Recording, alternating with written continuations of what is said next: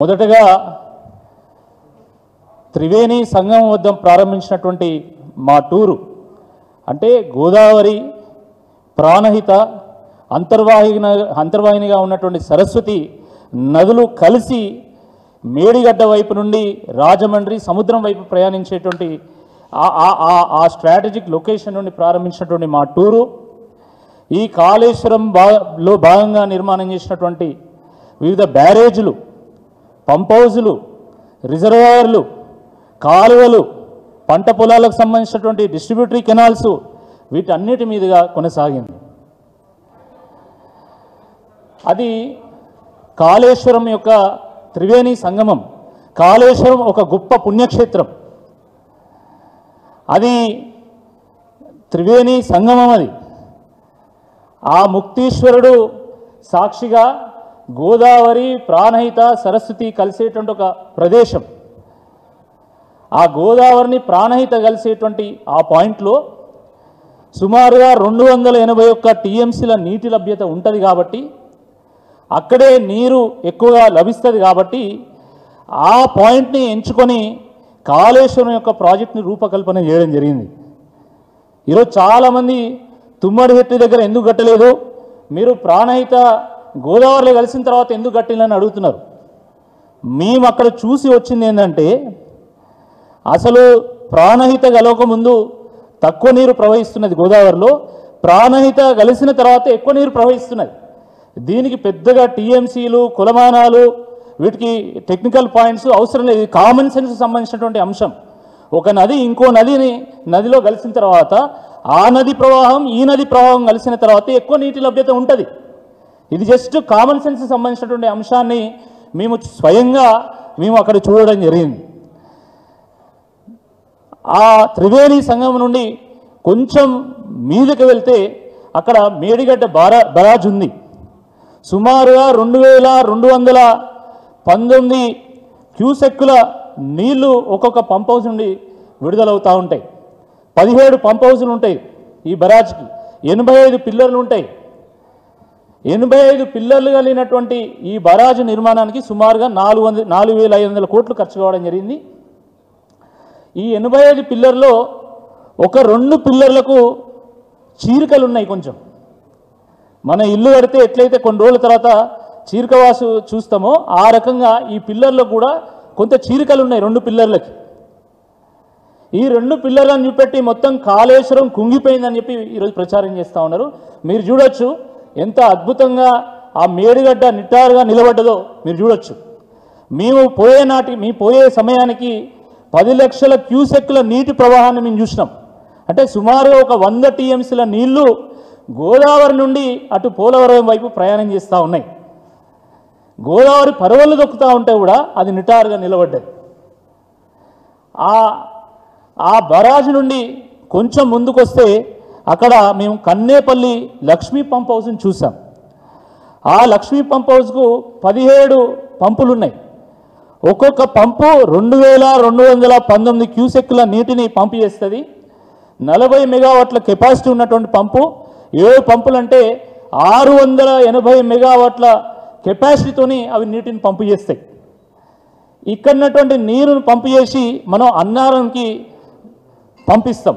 అయితే మీరు చూడొచ్చు అక్కడ ఆ పంప్ హౌజు కింద నీళ్లున్నాయి. మామూలుగా 93 మీటర్ల నీళ్ళుంటే చాలు. కన్నేపల్లి పంప్ హౌస్ దగ్గర ఉన్నటువంటి పంపులన్నీ కూడా మనం ఆన్ చేయొచ్చు. మేము పోయేటప్పటికి 100 మీటర్ల నీటి ప్రవాహం ఉన్నది అక్కడ. అంటే 17 పంపులను ఆన్ చేయొచ్చు. కానీ ఎంత దురదృష్టకరమైనటువంటి విషయం అంటే ఈ 17 పంపులను కూడా ఆఫ్ చేసింది. ఈ 17 పంపులు ఆన్ చేస్తే ఒక్కో రోజు 3 టీఎంసీల నీటిని మనం ఎత్తిపోసి అన్నారం పంపించచ్చు, అక్కడ నుండి సుందిలో పంపించచ్చు, అక్కడ నుండి పంట పొలాల్లో పంపించచ్చు.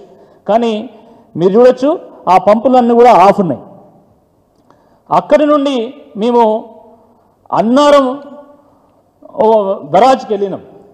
ఆ అన్నారం బరాజు సుమారుగా 2,700 కోట్ల రూపాయలతో నిర్మాణం చేసింది. దాంట్లో 65 పిల్లర్లు ఉన్నాయి. ఈ 65 పిల్లర్లకు 65 అద్భుతంగా పనిచేస్తున్నాయి. ఈ అన్నారం బరాజు కూడా నిటారుగా నిలబడ్డది. మేము అది విజిట్ చేసే సమయానికి 8 లక్షల క్యూసెక్కుల వాటర్ ప్రవాహం ఉంది. అంటే సుమారుగా 80 టీఎంసీల నీళ్లు అక్కంచెల్లి పోతున్నాయి, అవి సముద్రంలో కలుస్తున్నాయి. అయినా కూడా చెక్కు చెదరకుండా ఆ ప్రాజెక్ట్ ఉంది, ఇంటాక్ట్ ఉంది ఆ ప్రాజెక్టు. దాని తర్వాత మళ్ళీ మేము సరస్వతి పంప్ హౌస్, దీని కింద నిర్మాణం చేసినటువంటి సరస్వతి పంప్ హౌస్కు మేము వెళ్ళడం జరిగింది. సరస్వతి పంప్ హౌస్లో 12 పంపులు ఉన్నాయి. ఈ 12 పంపులు ఆన్ అయితే 3 టీఎంసీల నీటిని మనం లిఫ్ట్ చేయొచ్చు. అది కూడా అద్భుతంగా పనిచేసేటువంటి దాంట్లో ఉంది. కానీ ఆ పంపులను కూడా ఆఫ్ చేసిండ్రు, మొత్తం గేట్లు ఎత్తేసిండ్రు. అన్నారం దగ్గర ఉన్నటువంటి గేట్లన్నీ కూడా ఎత్తివేసిండ్రు. దాని దగ్గర నుండి మేము సుందిళ్ళకి వెళ్ళినాం. సుందిళ్ళలో 8 టీఎంసీల స్టోరేజ్ కెపాసిటీ ఉంది, 77 పిల్లర్లు ఉన్నాయి. అన్ని గేట్లు ఎత్తేసిండ్రు, మొత్తము నీరంతా టువర్డ్స్ సముద్రం ప్రవహిస్తూ ఉంది. అక్కడ కూడా ఒక పంప్ హౌస్ ఉంది. ఆ పంప్ హౌస్ను కూడా పడావు పెట్టిండు, పార్వతీ పంప్ హౌస్. ఆ పార్వతీ పంప్ హౌస్ను పడావు పెట్టి ఇది ఈ సుందిళ్ళ బరాజు కూడా నిర్వీర్యం చేసేటువంటి ప్రయత్నం చేస్తూ ఉన్నారు. దాని దగ్గర నుండి మేము నెక్స్ట్ పాయింట్ ఎల్లంపల్లికి వెళ్ళినాం. ఎల్లంపల్లికి వెళ్తే ఎల్లంపల్లి ఒక 20 టీఎంసీల కెపాసిటీ కలిగినటువంటి ఒక రిజర్వాయర్. అది 2005లో కాంగ్రెస్ ప్రభుత్వం ప్రారంభించినటువంటి ఎల్లంపల్లి తెలంగాణ వచ్చే నాటికి కూడా ఇది అసంపూర్తిగా మిగిలిపోయింది. పెండింగ్ ప్రాజెక్టుగా ఇది పేరుపడ్డది. కానీ కేసీఆర్ గారు పట్టుదలకు పోకుండా, పంతానికి పోకుండా కాంగ్రెస్ ప్రభుత్వం ప్రారంభించినటువంటి ప్రాజెక్టు కూడా కాళేశ్వరంలో కలిపి దాని ల్యాండ్ ఎక్విజిషను, దాని నిర్మాణం అంతా పూర్తి చేసి దాన్ని వాడకంలో తీసుకురావడం జరిగింది. ఈ ఎల్లంపల్లి నుండి మళ్ళీ నీరంతా కూడా మనకు నందిమేడారం వైపు ప్రవహిస్తుంది. ఆ నందిమేడారం పంప్ హౌస్ని కూడా మేము విజిట్ చేయడం జరిగింది. ఇది 8 టీఎంసీల కెపాసిటీ కలిగినటువంటి ఒక రిజర్వాయరు, ఈ నందిమేడారం రిజర్వాయరు. ఈ నందిమేడారం రిజర్వాయర్ నుండి మళ్ళీ నేరుగా టన్నెళ్ల ద్వారా మనకు గాయత్రి పంప్ హౌస్కు ఈ నీరు చేరుతుంది. ఆ గాయత్రి పంప్ హౌస్ 2 టీఎంసీల కెపాసిటీ కలిగినటువంటిది. అక్కడి నుండి మనము నీటిని ఎత్తిపోస్తాం. ఎంత అద్భుతం అంటే ఈ పంప్ హౌస్ నుండి మనం నీటి ఎత్తిపోసిన తర్వాత కొంచెం ముందుకెళ్తే ఎస్ఆర్ఎస్పి వరద కాలువ ఈ ప్రవాహంలో కలుస్తుంది. కొంచెం ముందుకెళ్ళిన తర్వాత అటు నుండి మనకు కుడివైపు నుంచి వచ్చేటువంటి కాలువ ఎస్ఆర్ఎస్పి వరద కాలువ, ఇది మనం గాయత్రి నుంచి వచ్చేటువంటి నీళ్లు. ఈ నీళ్లు 2 ఆ స్ట్రాటజిక్ లొకేషన్లో కలిసి అక్కడి నుండి మిడ్ మానేరు వైపు ప్రయాణిస్తుంది. ఎంత అద్భుతమో చూడండి. ఎస్ఆర్ఎస్పిలో వరద ఉధృతి ఎక్కువగా ఉంటే ఆ ఎస్ఆర్ఎస్పి కాలువలో నీళ్లు వచ్చి ఈ గాయత్రి పంప్ హౌస్ నుంచి వచ్చేటువంటి నీళ్లు కలిసి ఇవి ఇది మిడ్ మానేరుకు వెళ్తాయి. ఒకవేళ ఎస్ఆర్ఎస్పిలో నీటి ఉధృతి లేదనుకోండి, కొంచెం బ్యాక్ వెళ్ళి అక్కడనే స్టాప్. అక్కడ ఒకవేళ నీటి ప్రవాహం లేదు, ఎస్ఆర్ఎస్పి ఎండిపోయింది, కరువు వచ్చింది, అప్పుడు ఏం జరుగుతుంది? ఈ కాళేశ్వరం నుంచి వచ్చేటువంటి నీళ్లు ఈ ఎస్ఆర్ఎస్పి వరద కాలువ ద్వారా రివర్స్ పంపింగ్ అవుతాయి. 3 పంపుల ద్వారా రివర్స్ పంపింగ్ అయ్యి ఎస్ఆర్ఎస్పికి చేరుతాయి ఈ నీళ్ళు. అప్పుడు ఎస్ఆర్ఎస్పి నిండుతుంది. ఎస్ఆర్ఎస్పి కింద ఉన్నటువంటి ఆయకట్టు అందరికి కూడా ఈ నీళ్లు పారుతాయి. అంటే ఎంత అద్భుతం! ప్రాణహితకు వెనుకడుగు నేర్పిల్లు. మళ్ళీ కాళేశ్వరానికి కూడా, కాళేశ్వరం నీళ్ళు అంటే ఏంటి? గోదావరి నీళ్ళు. ఈ గోదావరికి కూడా వెనుకకి నడవడం నేర్పింది కేసీఆర్ గారు. ఇవి పోయి మళ్ళీ ఎస్ఆర్ఎస్పిలో కలుస్తాయి. సో ఈ స్ట్రాటజిక్ లొకేషన్ నుండి నీళ్ళన్నీ కూడా మనకు మిడ్ మానేరు వైపు ప్రవహిస్తాయి. మిడ్ మానేరు వాస్తవానికి ఇది కాంగ్రెస్ పార్టీ ప్రభుత్వము ప్రారంభించినటువంటి ఇది రిజర్వాయర్. ఇక్కడ కూడా అది సగంలోనే ఆపేసింది వాళ్ళు. ఇది కూడా పూర్తి చేయలే. కానీ కేసీఆర్ గారు పట్టుదలకు పోకుండా ఆ మిగిలిపోయినటువంటి ల్యాండ్ ఎక్విజిషన్ పూర్తి చేసి అసంపూర్ణంగా ఉన్నటువంటి ప్రాజెక్టును పూర్తి చేసి దాన్ని వాడకంలో తీసుకొస్తే ఈరోజు 27 టీఎంసీల కెపాసిటీ కలిగినటువంటి రిజర్వాయరు ఈరోజు వాడకంలోకి వచ్చింది. మీరు చూడొచ్చు, అక్కడ 5 పంపులు ఆన్ అయినాయి. 5 గేట్లు తెరిచిండ్లు, 5 గేట్ల నుంచి కూడా నీరు కిందికి ప్రవహిస్తూ ఉంటుంది. వాస్తవానికి ఇది ఒక కీలకమైనటువంటి ఒక జంక్షన్ పాయింట్. ఎందుకంటే అటు ఎస్ఆర్ఎస్పి నుండి ఎల్లంపల్లి ద్వారా వచ్చే నీళ్లు కావచ్చు, లేదా కడెం నుండి ఎల్లంపల్లికి వచ్చేటువంటి నీళ్లు కావచ్చు, లేదా కాళేశ్వరం అంటే గోదావరి నుండి మేడారం, అన్నారం, సుందిళ్ళ నుంచి వచ్చేటువంటి నీళ్లు కావచ్చు, అవన్నీ కూడా ఇక్కడ చేరుకుంటాయి. ఇక్కడ నుండి మనకు అన్నపూర్ణ నుండి రంగనాయక సాగర్ నుంచి మల్లన్న సాగర్ నుంచి కొండపోచమ్మ నుంచి జంట నగరాలకు ఈ నీళ్లు చేరుతాయి. సో ఈ మిడ్ మానేర్ అయిన తర్వాత మేము అనంతగిరిలో ఉన్నటువంటి అన్నపూర్ణ రిజర్వాయర్కు మేము వెళ్ళడం జరిగింది. అక్కడ మీరు చూడొచ్చు 4 పంప్ హౌజులు ఉంటే 3 పంపులు ఆన్ చేసింది. ఆ పంపుల నుంచి అద్భుతంగా గోదావరి నీళ్లు పరవళ్ళు దొక్కుతూ కిందికి వెళ్తూ ఉన్నాయి. అక్కడ నుండి మేము మళ్ళీ రంగనాయక సాగర్కి వెళ్ళడం జరిగింది. సిద్దిపేట సమీపంలో ఉన్నటువంటి రంగనాయక సాగర్కి వెళ్ళడం జరిగింది. ఆ రంగనాయక సాగరు 3 టీఎంసీల కెపాసిటీ కలిగినటువంటి ఒక రిజర్వాయర్. మేము ముందుకు వెళ్ళండి ఫాస్ట్. 3 టీఎంసీల కెపాసిటీ కలిగినటువంటి రిజర్వాయర్. అక్కడ సిద్దిపేటలో ఉన్నటువంటి స్థానిక నాయకులతోని, కార్యకర్తలతోని ఆ రంగనాయక సాగరు రిజర్వాయర్ని విజిట్ చేసినాం. దాన్ని ఆనుకొని ఉన్నటువంటి పంప్ హౌస్ని కూడా మేము విజిట్ చేసినాం. అద్భుతంగా పనిచేస్తున్నాయి అక్కడ ఉన్నటువంటి పంపులు. అవి ఆన్ అయినాయి. ఇప్పుడు మనం చూస్తే కూడా అవి ఆన్ అయినాయి. మీరు చూడొచ్చు ఆ టన్నెల్ ద్వారా మేము కిందికి పంప్ హౌస్ దగ్గర పోయి ఆ పంప్ హౌస్ కింద టన్నెల్ ద్వారా వచ్చేటువంటి నీటిని కూడా మేము చూసినాం. అవన్నీ కూడా ఫంక్షనల్గా ఉన్నాయి. కింద మోటార్లు కానీ ఆ పంపులు కానీ అన్నీ కూడా ఫంక్షనల్గా ఉన్నాయి. అక్కడ నుండి ఆ నీళ్ళన్నీ మనకు మల్లన్న సాగర్కి ఎత్తిపోస్తారు. మల్లన్న సాగరు సుమారుగా 50 టీఎంసీల కెపాసిటీ కలిగినటువంటి ఒక రిజర్వాయర్. అది హైదరాబాద్ నెత్తి మీద ఒక గోళం పెడితే ఆ గోళానికి కింద ఒక నల్ల పెడితే ఏ రకంగా అయితే నీళ్లు వస్తాయో ఆ రకంగా మల్లన్న సాగర్ నుండి ఎక్కడికైనా నీళ్లు పోతాయి. మల్లన్న సాగర్ నుండి హైదరాబాద్కు నీళ్లు చేరుతాయి. మల్లన్న సాగర్ నుండి మళ్ళీ నిజాం సాగర్కు నీళ్లు చేరుతాయి. మల్లన్న సాగర్ నుండి వివిధ ప్రాంతాలకు కూడా నీళ్లు చేరుతాయి. ఎంత అద్భుతం అంటే మల్లన్న సాగర్ కింద 2 కాలువలు ఉన్నాయి. ఒక కాలువ నుండి కూడవల్లి వాగుకు మనం నీళ్లు పంపిస్తాం. ఆ కూడవల్లి వాగు మళ్ళీ మిడ్ మానేరు చేరుతుంది. ఇంకొక వాగు ఉంది, హైందవి వాగు, ఒక వాగు, అది నిజాం సాగర్కి చేరుతుంది. అంటే చూడొచ్చు, ఇది ఒక మల్టీ లిఫ్ట్ ఇరిగేషన్ ప్రాజెక్ట్. ఇది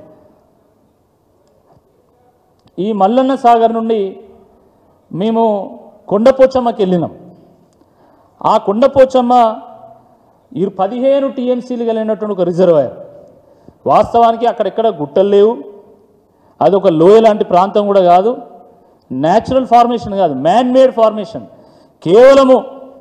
కేవలము ఆ చుట్టుపక్కల ఉన్నటువంటి కరువు ప్రాంతాన్ని పచ్చబడేయాలి, దాహార్తిని తీర్చాలనేటువంటి ఒక ఆలోచనతో కేసీఆర్ గారు ఈ కొండపోచమ్మకు నీళ్లు తీసుకురావడం జరిగింది. 5 పంపులు ఉంటే అద్భుతంగా ఒక పంపు వస్తున్నది, ఇప్పుడు ఆన్ అయినది అక్కడ కొండపోచమ్మ. దీని తర్వాత మేము గంధమల్లకి వెళ్ళినాం. ఇటీవల రేవంత్ రెడ్డి గారు అక్కడికి వచ్చి వారు గంధమల్లకు శంకుస్థాపన చేశారు.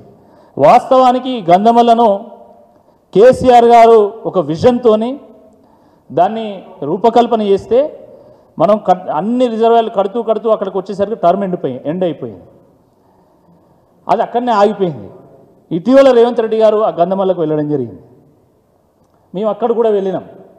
అక్కడ అదొక చెరువు. ఆ చెరువునే మనం రిజర్వాయర్ చేయాలి, 1.5 టీఎంసీ రిజర్వాయర్ చేయాలని చెప్పేసి కేసీఆర్ గారు ఆలోచన చేయడం జరిగింది. కానీ ఇప్పటి వరకు కనీసం తట్టడి మనుదీలే అక్కడ. ఆ చెరువు అంతకుముందు ఎట్లున్నానో ఇప్పుడు కూడా అట్నే ఉంది. ఆ చెరువు మత్తడి వస్తున్నది. దాని తర్వాత అక్కడ నుండి మేము బస్వాపురం పోయినాం. భువనగిరి దగ్గర ఉన్నటువంటి బస్వాపురం. ఆ బస్వాపురం రిజర్వాయర్ 11 టీఎంసీలు కలిగినటువంటి ఒక రిజర్వాయర్. అది స్టోరేజ్ కెపాసిటీ. ఈ రిజర్వాయర్లో కొంత ల్యాండ్ అక్విజిషన్ ఇంకా పూర్తి కాలేదు. కింద పంట కాలువలు కూడా ఇప్పటివరకు పూర్తి కాలేదు. ఇప్పుడు ఈ 2 రిజర్వాయర్లు కూడా గంధమల్ల కానీ బస్వాపురం కానీ ఈ తవ్వే నాటికి కేసీఆర్ గారి టర్మ్ ఎండ్ అయిపోయింది. కాంగ్రెస్ ప్రభుత్వం వచ్చింది. కాంగ్రెస్ ప్రభుత్వం వచ్చి ఇప్పుడు 2 ఏళ్ళు అయింది. 2 ఏళ్ల నుంచి వెళ్ళి కనీసం 1 ఎకరం కూడా ల్యాండ్ ఎక్వైర్ చేయలే, ఒక తట్టె మన్ను కూడా తీయలే. ఇది కూడా ఇప్పటికీ అసంపూర్తిగా ఉంది. కాబట్టి మిత్రులారా, కాళేశ్వరం అంటే చాలామందికి ఒక మేడిగడ్డ ప్రాజెక్ట్ అనేటువంటి ఒక భావన ఉంది. కాళేశ్వరం అంటే కేవలం ఒక మేడిగడ్డ ప్రాజెక్టు కాదు. కాళేశ్వరం అంటే 21 పంప్ హౌజులు, 19 సబ్స్టేషన్లు, 15 రిజర్వాయర్లు, 208 కిలోమీటర్ల సొరంగ మార్గాలు, 1531 కిలోమీటర్ల గ్రావిటీ కెనాళ్ళు, 140 టీఎంసీల స్టోరేజ్ కెపాసిటీ, 240 టీఎంసీల నీటి వినియోగం. ఇది కాళేశ్వరం అంటే. కాళేశ్వరం అంటే ఒక్క ప్రాజెక్టు కాదు. కాళేశ్వరం అంటే అనేక ప్రాజెక్టుల సమాహారం. కాళేశ్వరం అంటే 16 టీఎంసీల కెపాసిటీ కలిగినటువంటి ఒక మేడిగడ్డ. కాళేశ్వరం అంటే 17 పంపులతో 3 టీఎంసీల కెపాసిటీ కలిగినటువంటి కన్నేపల్లి పంప్ హౌజు. కాళేశ్వరం అంటే 10 టీఎంసీల కెపాసిటీ కలిగినటువంటి ఒక అన్నారం. కాళేశ్వరం అంటే 12 పంపులతో 3 టీఎంసీల కెపాసిటీ కలిగినటువంటి సరస్వతి పంప్ హౌజు. కాళేశ్వరం అంటే 8 టీఎంసీల స్టోరేజ్ కెపాసిటీ కలిగినటువంటి సుందిల్లా. కాళేశ్వరం అంటే 12 పంపులతో 3 టీఎంసీల కెపాసిటీ కలిగినటువంటి పార్వతి పంప్ హౌజు. కాళేశ్వరం అంటే 20 టీఎంసీల కెపాసిటీ కలిగినటువంటి ఎల్లంపల్లి ప్రాజెక్టు. కాళేశ్వరం అంటే 0.8 టీఎంసీ కెపాసిటీ కలిగినటువంటి నందిమేడారం రిజర్వాయరు. కాళేశ్వరం అంటే 2 టీఎంసీల కెపాసిటీ కలిగినటువంటి గాయత్రి పంప్ హౌజు. కాళేశ్వరం అంటే 27 టీఎంసీల కెపాసిటీ కలిగినటువంటి మిడ్మానేరు. కాళేశ్వరం అంటే 3.5 టీఎంసీ కెపాసిటీ కలిగినటువంటి అన్నపూర్ణ ప్రాజెక్టు, అన్నపూర్ణ రిజర్వాయర్. కాళేశ్వరం అంటే 3 టీఎంసీల కెపాసిటీ కలిగినటువంటి రంగనాయక్ సాగర్. కాళేశ్వరం అంటే 50 టీఎంసీల కెపాసిటీ కలిగినటువంటి మల్లన్న సాగర్. కాళేశ్వరం అంటే 15 టీఎంసీల కెపాసిటీ కలిగినటువంటి కొండపోచమ్మ. కాళేశ్వరం అంటే 1.5 టీఎంసీ కెపాసిటీ కలిగినటువంటి గంధమల్ల.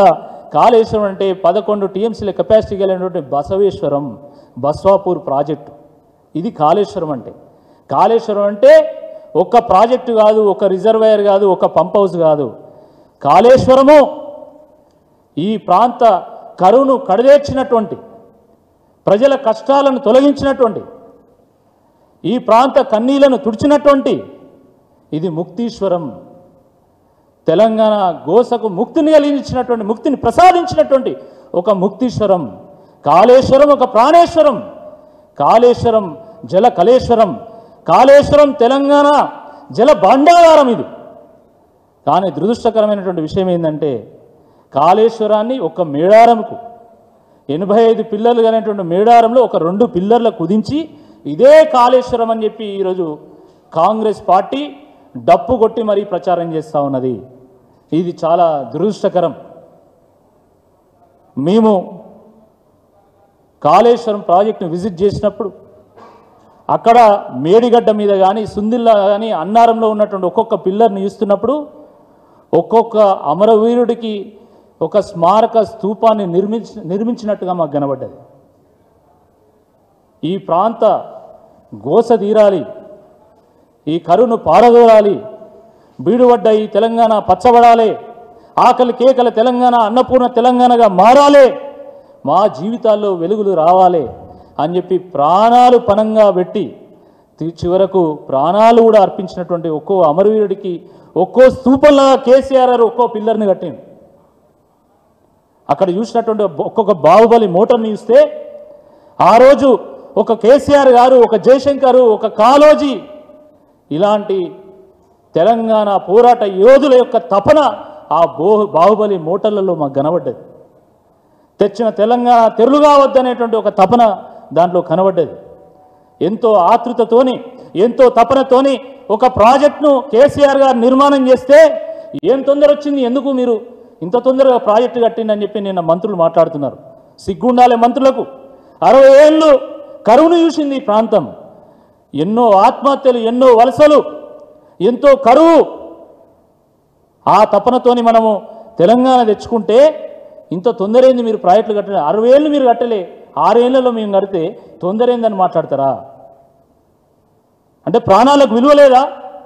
ప్రజల కష్టాలకు ఈరోజు స్పందన లేదా? ఇంత దుర్మార్గంగా కాంగ్రెస్ మంత్రులు ఎట్లా మాట్లాడతారని ఈ సందర్భంగా మేము అడుగుతా ఉన్నాం. కూలిపోయింది కాళేశ్వరం ప్రాజెక్టు కాదు, కుళ్ళిపోయిన కాంగ్రెస్ వాళ్ళ మెదళ్ళు. మీ మెదళ్ళు కుళ్ళిపోయి మీరు ఈరోజు మాట్లాడుతూ ఉన్నారు. నిజంగా కాంగ్రెస్ ఈరోజు చెప్తున్నది కదా కాళేశ్వరం కూలిపోయిందని. ఒకవేళ కాళేశ్వరం కూలిపోతే మరి ఈరోజు అన్నపూర్ణ పంప్ హౌస్ల నుండి వచ్చేటువంటి నీళ్లు ఎక్కడి నుంచి వస్తున్నాయి? అవి ఏ నీళ్ళని అడుగుతున్నాం. ఒకవేళ కాళేశ్వరం కూలిపోతే రంగనాయక్ సాగర్కి వచ్చేటువంటి నీళ్లు ఎక్కడి నుంచి వస్తున్నాయి? ఒకవేళ కాళేశ్వరం కూలిపోతే మల్లన్న సాగర్కి వచ్చేటువంటి నీళ్లు ఎక్కడి నుంచి వస్తున్నాయి? ఒకవేళ కాళేశ్వరం కూలిపోతే కొండపోచమ్మకు వచ్చేటువంటి నీళ్లు ఎక్కడి నుంచి వస్తున్నాయి? అవి కాళేశ్వరం నీళ్లు కావా అని అడుగుతా ఉన్నా. గంగ నుండి వస్తున్నాయా? బ్రహ్మపుత్రం నుంచి వస్తున్నాయా? కావేరి నుంచి వస్తున్నాయా? ఒక్కసారి కాంగ్రెస్ పార్టీ నాయకులు సమాధానం చెప్పాలా. ఒక్క ఎకరా నీరు కూడా వారలేదు, ఒక్క ఎకరాలో కూడా పంట పొలాలు పండలేదు కాళేశ్వరం వల్ల అని మాట్లాడుతున్నారు కదా. మరి ఈ రిజర్వాయర్ల నుంచి ఈ పంప్ హౌస్ నుంచి వచ్చేటువంటి నీళ్లు ఎవరు మింగుతున్నారు? ఉత్తమ్ కుమార్ రెడ్డి ఆ పంప్ హౌస్ దగ్గర నోరు అప్పగించి నీళ్లను మింగేస్తున్నాడా? ఇన్ని టీఎంసీల నీళ్లు మింగేస్తున్నాడా? రేవంత్ రెడ్డి గారు మింగుతున్నారా? ఈ నీళ్లు మన తెలంగాణ కాకపోతే పాకిస్తాన్ పోతున్నాయా, బంగ్లాదేశ్ పోతున్నాయా? దీనికి కాంగ్రెస్ పార్టీ నాయకులు సమాధానం చెప్పాలా. మేము కేవలం ఆరోపణ చేస్తాము, మేము గొంతు నొక్కుతాము, మేము ప్రజలు మభ్యపెడతామంటే డెఫినెట్గా దాన్ని బీఆర్ఎస్ పార్టీ ఎదుర్కొంటుందని చెప్పి ఈ సందర్భంగా మేము గుర్తు చేస్తూ ఉన్నాం. మేము కాళేశ్వరం ప్రాజెక్టులో ఉన్నటువంటి బరాజులను కానీ, రిజర్వాయర్లను కానీ, పంప్ హౌస్లను కానీ, సబ్స్టేషన్లు కానీ విజిట్ చేయడానికి మాకు 3 రోజులు సమయం సరిపోలే. ఉదయం 6 గంటలకు మేము ప్రారంభమైతే కనీసం కూడా లంచ్ కూడా చేయకుండా మేము సాయంత్రం 8 గంటల వరకు మా పర్యటన కొనసాగిస్తే కూడా 3 రోజుల సమయం మాకు సరిపోలే. అలాంటిది ఈరోజు మీరు కాళేశ్వరం మీద బీఆర్ఎస్ పార్టీ వాదనను వినిపించడానికి 1 గంట సమయం ఇయ్యరా మీరు? ఇంత దుర్మార్గమా? ఇదే కేసీఆర్ గారు కాళేశ్వరం మీద ఎన్ని రివ్యూలు పెట్టిండు, ఎన్ని రోజుల పాటు రివ్యూలు పెట్టిండు, ఎన్ని రోజుల పాటు ప్రణాళిక చేసిండు, ఎన్ని రాత్రులు గడిపిండు, నిద్రలేని రాత్రులు. హరీష్ రావు గారు ప్రాజెక్టు దగ్గర పడుకున్నటువంటి విజువల్స్ మనం చూసినాం. మేము రంగనాయక్ సాగర్ దగ్గర పోయినప్పుడు అక్కడన్నటువంటి ప్రజలు మాకు చెప్పిండ్రు, అక్కడన్నటువంటి రైతులు చెప్పిండ్రు, హరీష్ రావు గారు ఈ ప్రాజెక్టు దగ్గర పడుకున్నాడు, నిద్రలేని రాత్రులు గడిపిండు. రివ్యూ పెడితే డేటు మారేది. డేటు మారడం అంటే మధ్యాహ్నం ప్రారంభం అయితే రివ్యూ, మధ్యాహ్నం అయిపోయి రాత్రి అయిపోయి నెక్స్ట్ డే కూడా రివ్యూ కొనసాగేది. అన్ని గంటల పాటు శ్రమించి ఈ ప్రాజెక్టును కడితే కనీసం 1 గంట సమయం కూడా హరీష్ రావు గారికి ఇవ్వకుండా వారి గొంతును నొక్కేటువంటి ఒక ప్రయత్నం చేసిండు. తోడేళ్ల గుంపుకు తొండాడేటువంటి మంత్రులకు అసలు తేడానే లేదు, మొత్తం తొండి. హరీష్ రావు గారు అసలు ఈ కాళేశ్వరం ప్రాజెక్టులో ఏం జరిగిందని చెప్పేటువంటి ఒక ప్రయత్నం చేస్తూ ఉంటే వారిని డీవియేట్ చేయడానికి 7 మంత్రులు 33 సార్లు వేసింది. సింహం సింగిల్గా వస్తుంది, మిగతా వాళ్ళు మాత్రమే గుంపుగా వస్తారనేటువంటి వాస్తవాన్ని తెలంగాణ ప్రజలు అక్కడ చూసింది కదా. కాళేశ్వరం ఎంతసేపు లేస్తే కాళేశ్వరం కూలింది అని వీళ్ళ మాటలు వింటూ ఉంటే ప్రత్యేకంగా నిధులు కేటాయించి మరీ దీన్ని కూలగట్టేటట్టున్నారు. వాళ్ళు బాంబులు పెట్టైనా సరే మొత్తం కాళేశ్వరాన్ని కూలగొట్టాలనేటువంటి ఆలోచన వీళ్ళ మెదళ్లలో నాటకపోయిందనేటువంటి భావన ఈరోజు తెలంగాణ ప్రజలు కలుగుతూ ఉంది. మీరు 60 ఏళ్ళు మీరు ప్రభుత్వంలో ఉండి మీరు చేసింది ఏంది? ఎందుకు విడిపడ్డ తెలంగాణ? ఎందుకు ఆత్మహత్యలు జరిగినాయి? ఎందుకు వలసపోయిన ప్రజలు? ఎందుకు తెలంగాణ అంటే బొంబాయి, బొగ్గుబాయి, దుబాయి అనే పేరు వచ్చింది? దీనికి సమాధానం చెప్తారా? ఎందుకు 1200 మంది అసలు భాషలు ఎందుకు ప్రాణాలు పణంగా పెట్టి ఈ ప్రజలు పోరాటం చేసిందో ఒక్కసారి చెప్పాలా. ఆ పంప్ హౌస్ నుంచి నీళ్లు వస్తూ ఉంటే ఆ రోజు సకల జనులు కదం దొక్కి ఎట్లయితే జై తెలంగాణ నినాదాన్ని ఎత్తుకున్నారో ఆ రకంగా గోదావరి జలాలు పరవళ్ళు దొక్కినాయి. పరవళ్ళు దొక్కుతూ జై తెలంగాణ నినాదం చేసినట్టుగా మాకు కనబడ్డది. పచ్చకామర్లోకి లోకమంతా పచ్చగానే కనబడుతుంది. మీకు కాళేశ్వరాన్ని చూడగానే మీకు భయేశ్వరం కలిగింది. మీకు అందుకనే అది చూడగానే భయం కలిగి ఇది మొత్తం కూలిపోయిందని ఒక భావన మీ మెదళ్ళలో మీరు ఏర్పరచుకొని ఈరోజు దాన్నే ప్రచారం చేస్తూ ఉన్నారు. వాస్తవానికి కాంగ్రెస్ పార్టీ నాయకులు ఈ కాళేశ్వరానికి ఒక శనేశ్వరులు. వాళ్ళు అద్భుతంగా పనిచేస్తున్నటువంటి ప్రాజెక్ట్ని ఈరోజు పడావు పెట్టి ఈరోజు రైతులు మొత్తుకుంటుంటే కూడా కనీసం పంప్ హౌస్లు ఆన్ చేస్తలేరు. రైతులు ధర్నా చేయలే మొన్న ఎండాకాలం. ఇది వాస్తవం కాదా? ఈ వానాకాలం ప్రారంభమయ్యేటువంటి ముందు కూడా రైతులు ధర్నా చేసిండు. ఇది వాస్తవం కాదా అని నేను అడుగుతున్నా. ఆ రోజు తెలంగాణ రాకముందుకు ఎంతమంది కవులు, కళాకారులు ఎంత అద్భుతమైనటువంటి పాటలు కట్టి ఈ ప్రాంతం యొక్క గోసను వివరించిందో మనకందరికీ తెలియదా? ఇదే రేవంత్ రెడ్డి గారు అభిమానించేటువంటి గద్దర్ గారు ఆ రోజు అమ్మా తెలంగాణ మా ఆకలి కేకల గానమా, కృష్ణమ్మ తల్లి తెలంగాణకు కన్నీళ్లు తప్ప నీళ్ళు ఇవ్వలేదు, గోదావరమ్మ తెలంగాణను గొడ్రాలు చేసిపోయిందని చెప్పి పాడినటువంటి పాట మీకు వినబడతలేదా? మీరు వినలేదా? పల్లె కన్నీరు పెడుతుందని పాడినటువంటి కుబుసం పాట మేము వినలేదా? పల్లె పల్లెన పల్లేర్లు మొర్చే అని పాడినటువంటి జానపద పాట మీరు వినలేదా? శివుడాన్ని సిగలో ఉన్నటువంటి గంగను నేలకు దించలేవా, తెలంగాణ పల్లెల కరువును కొంతైనా తీర్చలేవా అన్నటువంటి మిట్టపల్లి పాట మీరు వినలేదా? ఎందుకు ఈ పాటలు పాడిళ్ళు? దేనికోసం కళాకారులు తెలంగాణ వాదం మీద, తెలంగాణ తత్వం మీద, తెలంగాణ గోస మీద పాటలు పాడిళ్ళు మీకు తెలియదా? అయినా జై తెలంగాణ అననోనికి ఈ పాటలు ఏం గుర్తుంటాయి? తెలంగాణ చరిత్రను పాఠ్య పుస్తకాల నుంచి చించేసిన వాడికి ఈ పాటలు ఏం గుర్తుంటాయి? తెలంగాణ తల్లి చేతుల నుండి తెలంగాణ సంస్కృతి సాంప్రదాయాలకు ప్రతీక అయినటువంటి బతుకమ్మను తీసేసినోడికి ఇవేం గుర్తుంటాయని నేను అడుగుతున్నా. ఇది చాలా దుర్మార్గము, చాలా దురదృష్టకరం అని చెప్పి ఈ సందర్భంగా మేము గుర్తు చేస్తా ఉన్నాము. మిత్రులారా, కాళేశ్వరం మీద ఈరోజు దారుణమైనటువంటి ఒక అసత్య ప్రచారం జరుగుతూ ఉంది, దుష్ప్రచారం జరుగుతూ ఉన్నది.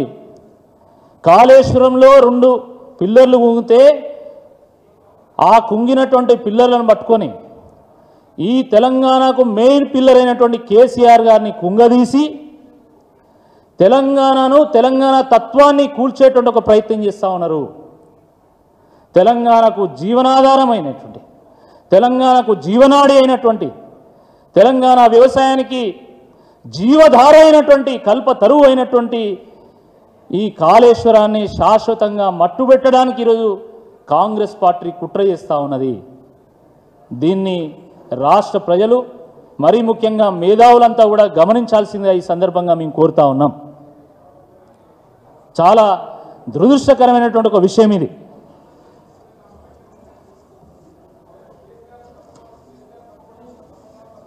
కేసీఆర్ గారు కట్టినటువంటి ఈ ప్రాజెక్టును మనం చూస్తే ఇది కేవలము ఒక కరీంనగర్కు, ఒక మెదక్కు నీళ్ళు అందించడానికి కట్టినటువంటి ఒక ప్రాజెక్టుగా మనకు కనబడదు. ఈ 10 జిల్లాల తెలంగాణలో 8 జిల్లాలకు గోదావరిని చేయబట్టుకొని నడిపించినటువంటి ఘనత కేసీఆర్ గారిది. ఒక మహబూబ్ నగర్, ఖమ్మం తప్పితే అన్ని జిల్లాలకు, ఆదిలాబాద్, నిజామాబాద్, కరీంనగర్, వరంగల్, మెదక్, రంగారెడ్డి, హైదరాబాద్కు గోదావరి నీళ్లను చేర్చేటువంటి ఒక గొప్ప కల్పతరువు లాంటి ప్రాజెక్టు ఈ కాళేశ్వరం. నదులకు నడక నేర్పించినటువంటి నాయకుడు కేసీఆర్ గారు. ఎందుకంటే ప్రాణహిత ముందుకెళ్తుంటే దాన్ని వెనక్కి నడిపించి దాన్ని గోదావరిలో కలిపి, గోదావరి తల్లి మా ప్రాంతమంతా కూడా కరువును ఎదుర్కొన్నది. వేల లక్షల మంది రైతులు ఆత్మహత్య చేసుకుంటున్నారు, కరువుతో అల్లాడుతున్నది ఈ ప్రాంతము. కాబట్టి గోదావరి తల్లి మా ప్రాంతానికి విముక్తి కలిగించమ్మా అని చెప్పి ఆ గోదావరిని చేయబట్టుకొని ఒక్కొక్క రిజర్వాయర్ దాటించుకుంటూ మొత్తం తెలంగాణ అంతా తిప్పినటువంటి నాయకుడు కేసీఆర్ గారు. కాకతీయులు గొలుసుకట్టు చెరువులు నిర్మాణం చేస్తే కేసీఆర్ గారు గొలుసుకట్టు రిజర్వాయర్లను నిర్మాణం చేసి గోదావరి జలాలను హైదరాబాద్కు చేర్చినటువంటి నాయకుడు కేసీఆర్ గారు. అలాంటి నాయకుడి మీద ఈరోజు మీరు బురద జల్లి ఈరోజు వారిని కుంగదీసి వారిని కొల్లగొట్టాలనేటువంటి ఒక ప్రయత్నం చేస్తే తప్పకుండా ఆ పాపం తగలక తీరదు అని చెప్పి ఈ సందర్భంగా నేను హెచ్చరిస్తా ఉన్నాను. మహాపాపం ఇది. ఎందుకంటే కేసీఆర్ గారు తన సొంత ప్రయోజనం కోసం కట్టలేదు. ఇది రికార్డు టైంలో అతి తక్కువ ఖర్చుతోనే ఈ ప్రాజెక్టును పూర్తి చేసిండు. 6 ఏళ్ల సమయంలో పూర్తి చేసిండని. ఒక ఎస్ఆర్ఎస్పిని ప్రారంభిస్తే తెలంగాణ వచ్చేంత వరకు ఎస్ఆర్ఎస్పి పూర్తి కాలే. మళ్ళీ ఎస్ఆర్ఎస్పి స్టేజ్ 2ని కేసీఆర్ గారు పూర్తి చేసిండు. ఒక నాగార్జున సాగర్ను ప్రారంభిస్తే 25 ఏళ్ళు గడిచినా కూడా నాగార్జున సాగర్ పూర్తి కాలే. మళ్ళీ వీళ్ళు కాంగ్రెస్ పార్టీలు దాన్ని ఆదర్శంగా చూపెట్టి మేము అద్భుతాలను సృష్టించినాం ఈ తెలంగాణలో అని మాట్లాడతారు. మీరు నిజంగా అద్భుతాలు సృష్టిస్తే మరి తెలంగాణ ప్రజలు ఎవరి మీద పోరాటం చేసింది? మీ మీద కదా పోరాటం చేసింది. ఈ 1200 మంది ఎవరి కోసం బలైనలు? మీ వల్ల కదా బలైంది. దీనికి కాంగ్రెస్ పార్టీ నాయకులు ఏం సమాధానం చెప్తారని నేను అడుగుతున్నా. మీరంతా శుద్ధపూసలే కదా. మీరు తుమ్మిడిహట్టి దగ్గర ప్రాజెక్టు కట్టాలనుకున్నారు కదా, కాళేశ్వరం పని చేస్తలేదు కదా. మరి తుమ్మిడిహట్టి దగ్గర 2 ఏళ్లలో కనీసం తట్టడి మన్నని ఎందుకు ఎత్తిపోయలే? దీనికి ఏం సమాధానం చెప్తారు? సిగ్గుండాలే కాంగ్రెస్ పార్టీ నాయకులు. ఈ ప్రాంత కరువుకు, ఈ ప్రాంత ఆత్మహత్యలకు, వలసలకు కారణమైనటువంటి మీరు ఈరోజు వచ్చి మాకు నీతులు చెప్తారా? మీ పాపం తొలగాలంటే ఇదే కాళేశ్వరం నుంచి మీ పంట పొలాలకు మీ నీళ్ళు వస్తున్నాయి కదా, ఆ నీళ్లతో కానీ, ఇదే కాళేశ్వరం నుంచి మిషన్ భగీరథ ద్వారా మీ ఇళ్ళకు నీళ్ళు వస్తున్నాయి కదా, ఆ నీళ్లతో కానీ ఈ కాంగ్రెస్ మంత్రులు ఎమ్మెల్యేలు అందరు కలిసి కేసీఆర్ గారి కాళ్ళు గడిగి నెత్తిలో పోసుకున్నా కూడా మీ పాపం తొలగదు. అంత పాపాన్ని మీరు ఉడగట్టింది. ఇది కేసీఆర్ గారి మీద చేసినటువంటి కుట్ర కాదు. దయచేసి ప్రజలందరూ కూడా గమనించాలా. ఇది తెలంగాణ మీద, తెలంగాణ వాదం మీద, తెలంగాణకు జీవనాధారము, జీవధార, జీవనాడి అయినటువంటి కాళేశ్వరం మీద చేసినటువంటి కుట్ర, తెలంగాణ తత్వం మీద చేసినటువంటి కుట్రగా ఈరోజు ప్రజలందరూ కూడా భావించాల్సినటువంటి అవసరం ఉంది. పెడతారు కావచ్చు, మీరు సిబిఐని పెడతారు కావచ్చు, ఇంకోటి పెడతారు కావచ్చు. తప్పు చేయలేదు కాబట్టి న్యాయపరంగా తప్పకుండా ఎదుర్కొంటాం. అబద్ధం గడప దాటేలోపు అబద్ధము నిజము గడప దాటేలోపు మొత్తము మీరు ఏ రకంగానైతే మొత్తం అబద్ధాలు ప్రచారం చేసిందో తప్పకుండా దాన్ని ఎదుర్కొంటాం. నిజం అనేది నిలకడగా తేలుతుంది. నిజం నిటారుగా నిలబడుతుంది. 100% సత్యమే జయిస్తుంది, ధర్మం జయిస్తుంది. దీన్ని గమనించి ఇప్పటికైనా కాంగ్రెస్ పార్టీ నాయకులు చేసినటువంటి వ్యాఖ్యలను వెనక్కి తీసుకోవాల్సిందే ఈ సందర్భంగా కోరుతున్నాం. అనేక మంది కాంగ్రెస్ పార్టీ నాయకులు కూడా ఈరోజు మాట్లాడుతూ ఉన్నారు. ఇది కేవలం కక్షపూరితమైనటువంటిదే. ఆ రోజు తెలంగాణ బీడు పడితే దాన్ని పచ్చగా చేసినటువంటి ఘనత కేసీఆర్ గారిదే. కేవలం కక్షపూరితమైనటువంటి, ప్రేరేపితమైనటువంటి రాజకీయాలు ఈరోజు కాంగ్రెస్ ప్రభుత్వం చేస్తూ ఉన్నది. ఇది మంచిది కాదు, తెలంగాణకు మంచిది కాదు, తెలంగాణ రైతులకు మంచిది కాదు, తెలంగాణ రైతుల కడుపు కొట్టడం మంచిది కాదని చెప్పి ఇదే కాంగ్రెస్ పార్టీ నాయకులు మాట్లాడుతూ ఉన్నారు. కాబట్టి ఈ సందర్భంగా నేను కాంగ్రెస్ పార్టీ నాయకులందరినీ కూడా కోరుతున్నా. అది ఎమ్మెల్యేలు కావచ్చు, మంత్రులు కావచ్చు, లేదా వాళ్ళ పార్టీ నాయకులు కావచ్చు, ఒక్కసారి మీరు కాళేశ్వరం విజిట్ చేయండి. ఒక్క రిపోర్టు బయటికి రాగానే కొన్ని ఛానళ్ళు, కొన్ని పత్రికలు కూడా పుంకాలుగా ఈరోజు కాళేశ్వరం మీద దుష్ప్రచారం చేస్తున్నాయి. వాళ్ళకు కూడా నేను విజ్ఞప్తి చేస్తున్నా, ఒక్కసారి మీరు కాళేశ్వరం విజిట్ చేయండి. కట్టినటువంటి బరాజులను, సెటప్ చేసినటువంటి పంప్ హౌస్లను, నిర్మాణం చేసినటువంటి రిజర్వాయర్లను, కాలువలను, డిస్ట్రిబ్యూటరీ కెనాల్స్ను ఒక్కసారి విజిట్ చేయండి. 3-4 రోజులు పోతుంది కావచ్చు, కానీ వాస్తవం మీకు బోధపడుతుంది. కాంగ్రెస్ పార్టీ నాయకులు ఈ తోడళ్ళ గుంపంతా కలిసి మొత్తం జీవితాన్ని పణంగా పెట్టినా కూడా జీవితకాలంలో ఇలాంటి ప్రాజెక్టును వాళ్ళు కట్టలేరు. వాస్తవం. కాళేశ్వరం మీద మాకు కూడా అపోహలు ఉండే, అనేక అనుమానాలు ఉండే. ఎందుకు కట్టిండ్రు, ఇది ఒక మేడిగట్టేనా, ఇంకేమైనా జరిగిందా అనేటువంటి అనుమానం మాకు కూడా ఉండే.